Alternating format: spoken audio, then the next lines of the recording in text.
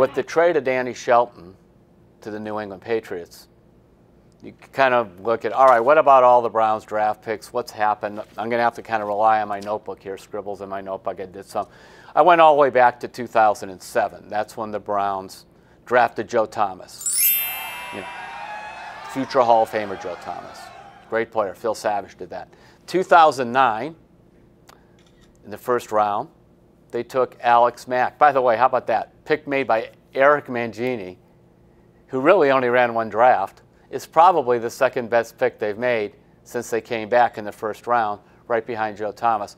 Unfortunately, Alex Mack became very discouraged in Cleveland, moved on to Atlanta. He's made several Pro Bowls. So Thomas, Mack, really good picks.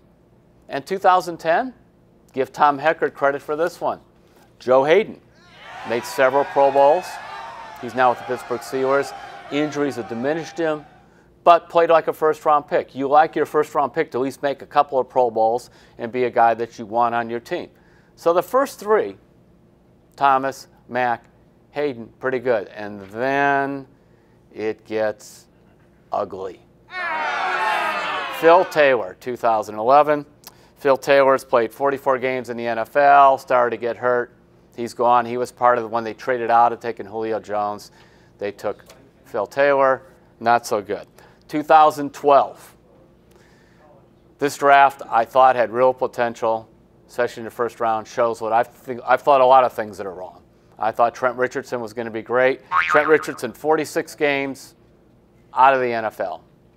Then they also picked up another pick in that trade for Julio Jones. They took Phil Taylor with one, and then they used the second one on Brandon Weeden. That didn't work out so well either. Right now he's not on an NFL roster, but you know, he started in 2012, a few games in 2013, been primarily a backup.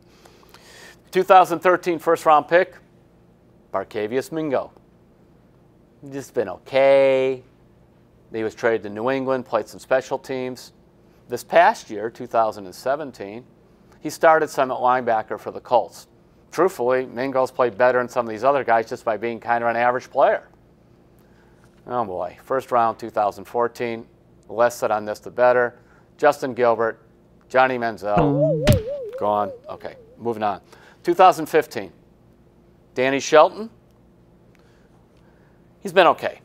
I mean, actually, I think Shelton will have a decent NFL career.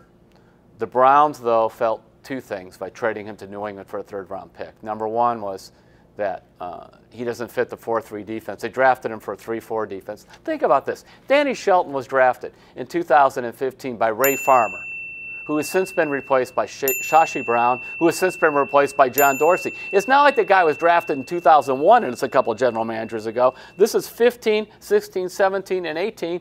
He's on his third general manager who ships him out.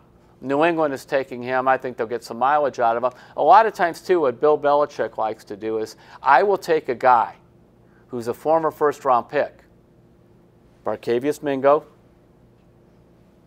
Danny Shelton, and I'll just use him as a role player because when I get him, he's no longer under the heading of first-round pick, has to be a big impact player. If I could just get something out of him, I'll take him.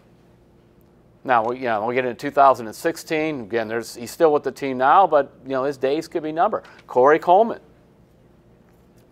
played 2 years, 2 broken hands as a receiver. By the way, I could never think of another Brown receiver who broke his hand in consecutive seasons. It's not really a great thing you want to be labeled with.